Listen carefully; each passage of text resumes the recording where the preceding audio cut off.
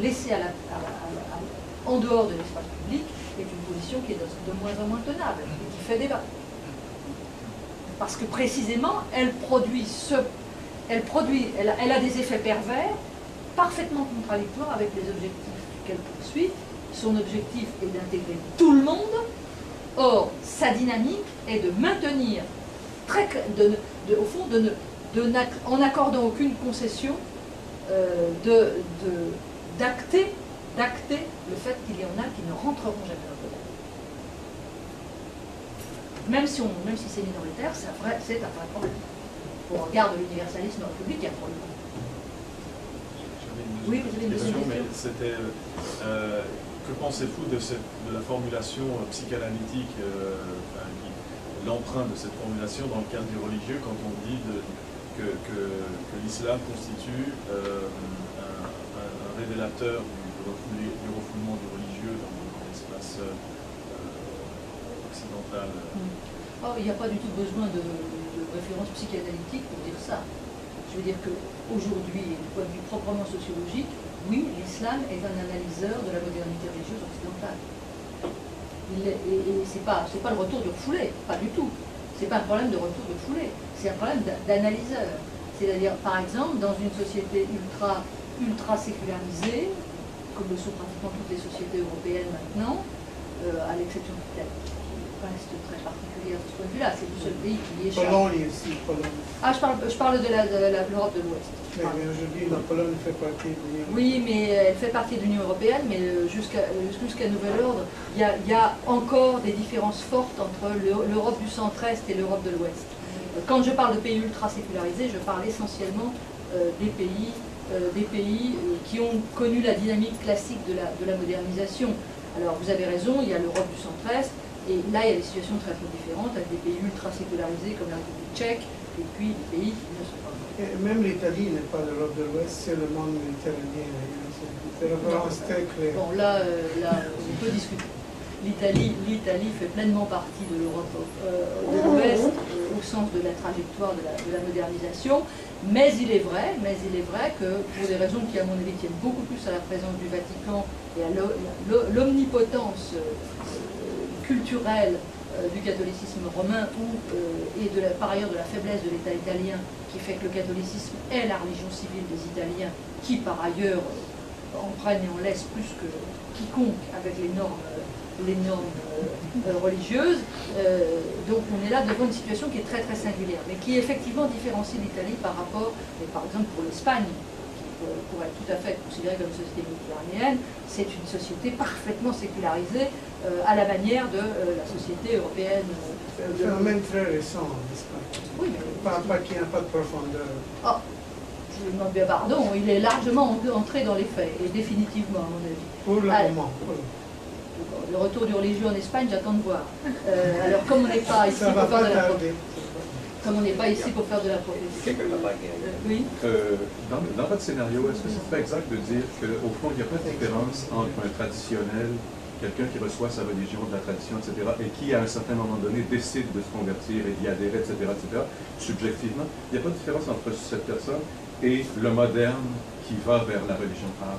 C'est la même chose au fond. Absolument, absolument. C'est-à-dire que l'une des hypothèses que je fais dans la construction du type idéal du pèlerin, du converti, c'est que j'embrasse dans la catégorie du converti à la fois celui qui, n'ayant pas de religion, qui est en nombre croissant, n'ayant jamais été socialisé dans une tradition quelconque, et qui endosse, qui choisit une religion, celui qui, ayant été socialisé nominalement, se décide d'être recommençant, les balais de Tchouva, les recommençants, les born again, tout ce que vous voulez selon les traditions, et puis celui qui change de religion. C'est-à-dire qu'en fait, pour utiliser le converti de cette façon, il faut embrasser toutes ces différentes catégories. Il n'y a pas de différence de scénario fondamentalement original dans les trois cas de figure. Oui. D'abord, merci beaucoup pour la très intéressante présentation. C'était vraiment très stimulant. Si je peux reprendre très vite quelques points dans votre schématisation. Vous avez parlé finalement qu'il y a eu, dans la fabrique des identités religieuses, il y a d'une part certains patterns sociologiques, donc certains systèmes de validation de sens individuels, mais qui partagent un certain commun. Et d'autre part, il y a des dispositions sociales, donc c'est une partie plutôt subjective, qui font en sorte que l'individu a quand même un choix à poser. Aussi objectif, hein. C'est aussi ça. objectif. Et objectif aussi. Parce qu'il y a par exemple des éléments de type culturel ou de type social qui font que les individus ont des dispositions, des ressources, des intérêts, des aspirations. Alors il y a l'aspect subjectif, mais il y a aussi l'aspect objectif. Donc il y a des patterns sociologiques, des dispositions sociales. Il y a des patterns anthropologiques. C'est les questions auxquelles ça répond. Il y a des patterns sociologiques, c'est ce dispositif, le dispositif des dimensions sociales et culturelles. Hein. Et puis il y a les patterns, le pattern narratif lui-même. En gros, il y a une espèce de norme commune, ou vous appelez les patterns sociologiques, donc une espèce de normes communes qui peuvent quand même être reliées d'une manière ou d'une autre à l'individu, qu'elles soient sociologiques, culturelles, anthropologiques. Et il y a d'une autre part des dispositions sociales, donc autant objectives que subjectives, qui font en sorte que le sujet finalement a quand même un choix à poser dans le processus. Exactement. Alors, par après vous parlez qu'il y a un passage d'un croire commun à un système de validation, d'une dérégulation du croire plutôt, qui est différente d'une validation du croire qui, elle, perdure. Et alors, cette validation-là devient, le critère de validation devient l'intersubjectivité. Donc, c'est vraiment par la connaissance mutuelle. Ou bien la validation hard par le groupe. Alors, ce qui est éliminé là-dessus, entre autres, mais surtout, j'ai l'impression, c'est une espèce de normativité substantielle qui était institutionnalisée par l'Église, par exemple, par avant, et qui devient finalement une validation intersubjective, donc par la connaissance mutuelle. La validation institutionnelle, ce que j'appelle validation institutionnelle, la manière dont l'institution fixait des points de passage qui permettaient de repérer que l'individu était intégré dans un dispositif identitaire, c'est cette validation institutionnelle qui est la plus défaillante dans les sociétés sécularisées. Et cette validation institutionnelle, elle est quand même basée sur une autorité qui dépasse la société. Validation donc il y a une normativité substantielle qui vient... Substantielle, j'en sais rien, mais en tout cas par en haut. par en haut, qui dépasse l'individu, qui dépasse la société d'une façon ou d'une autre. Bon. Moi, j'ai l'impression que la question de l'identité politique ici est, qu'on pourrait appeler, certains ont appelé le problème, c'est un problème théologico-politique, au sens que si on a cette perte de sens qui dépasse la société, donc une autorité dehors de la société, qui vient un peu enlever le sens de la manière d'être des individus, elle enlève non seulement le sens religieux, mais aussi le sens politique. C'est ce que disent tous les partisans du théologico-politique. C'est l'impression qu'elle enlève les deux. Alors moi, la question que je me pose dans mes travaux, c'est sur l'institution du sujet politique, mais qui participe aussi au religieux d'une certaine façon. Alors moi, je me demandais... C'est le problème de la démocratie même, votre question. C'est le problème de la démocratie. C'est le problème, en fait... La démocratie fait sauter l'instance transcendante du politique. Mais moi, je le prends dans le sens que le problème, la perte de cette normativité qui dépassait un peu la société, a été remplacée politiquement par le libéralisme aujourd'hui dans les sociétés à haute modernité. Généralement, en fait, dans toutes les sociétés démocratiques aujourd'hui de haute modernité, c'est toutes des sociétés libérales.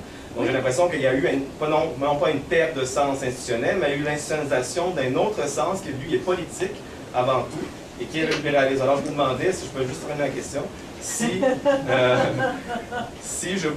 vous croyez qu'il y a un moyen, finalement, de lier l'aspect religieux et l'aspect politique, puisqu'on a eu, dans mon sens, un remplacement de sens substantiel, normatif, qui fait en sorte que l'individu se retrouve dans une position, par exemple, de validation d'intersubjectivité. Donc, il n'y a plus quelque chose qui peut l'aider à repérer ou qui peut le faire se dépasser lui-même pour aller chercher une autorité supérieure, mais qui doit se rabattre, finalement, à ses pairs pour dire si ma croyance, elle est bonne ou mauvaise. Alors, ma question, c'est de dire, est-ce qu'on a moyen d'instituer un sujet religieux-politique qui, lui, finalement, à la place de chercher une validation dans l'intersubjectivité, chercherait une validation dans le questionnement de la perte de sens que les sociétés ont subi.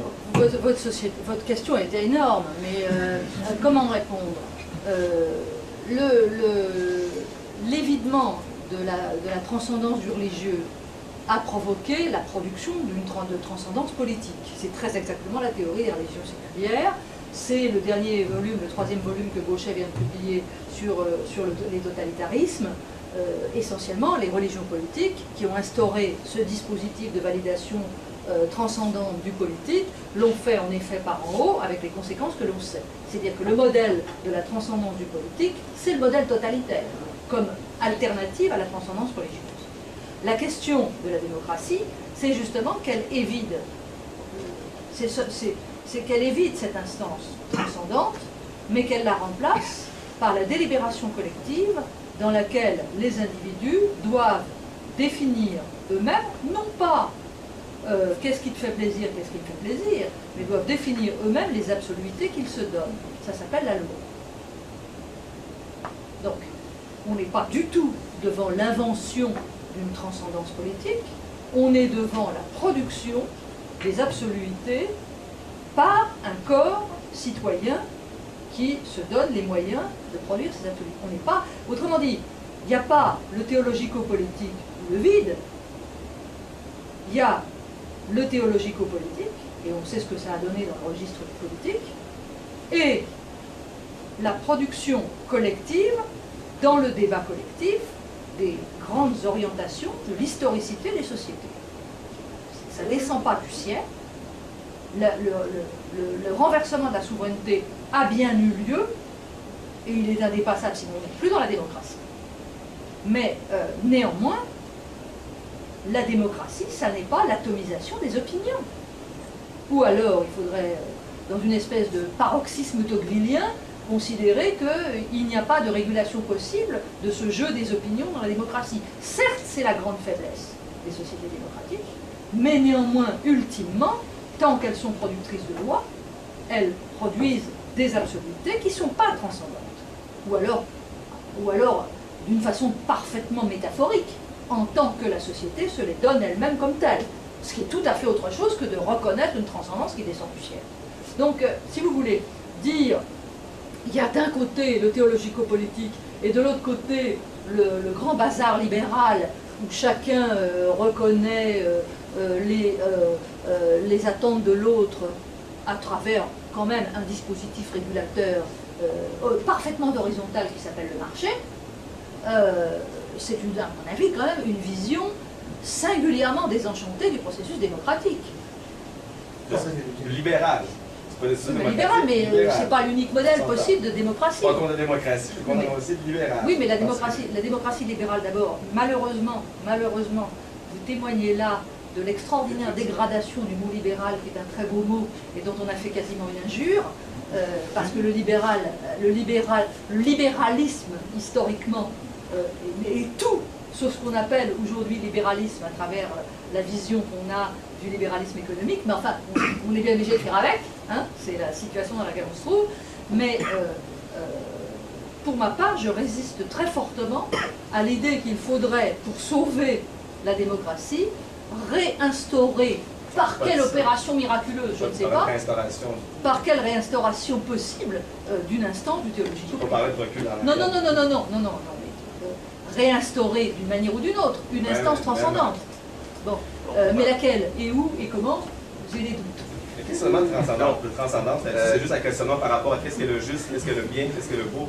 Pas besoin de parler de religion nécessairement, mais un questionnement sur qu'est-ce que la justice en général. Alors là, c'est un écart nécessaire entre une impossibilité de définir la justice, une impossibilité de définir le bien, et le questionnement par rapport à ça. Le problème, c'est que la question posée, c'est comment est-ce qu'une société peut produire une certaine idée du juste, une certaine idée du bien, qui soit partagée par elle, et ça ne veut pas dire pour autant que ce faisant, elle substantifie ce bien ou ce juste comme étant un historique détaché des conditions sociales dans lesquelles il est produit.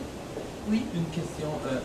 Si je l'ai bien compris, le projet de Benoît XVI de rechristianiser l'Europe serait vrai. Ah, je le crois tout à fait. Si c'est ça la question, oui. Mais enfin, moi, je ne suis pas là pour prononcer. Mais c'est un projet qui est impossible. Je ne vois pas, sociologiquement parlant, je ne vois aucun indice de plausibilité du dit projet. Mais c'est tout. C'est malheureux, mais à un moment donné, il faut mettre fin à notre discussion parce qu'il nous attend une petite réception. Ce n'est pas la parole seulement par laquelle on vit, c'est aussi le vin. Absolument. Et donc, j'aimerais remercier encore infiniment notre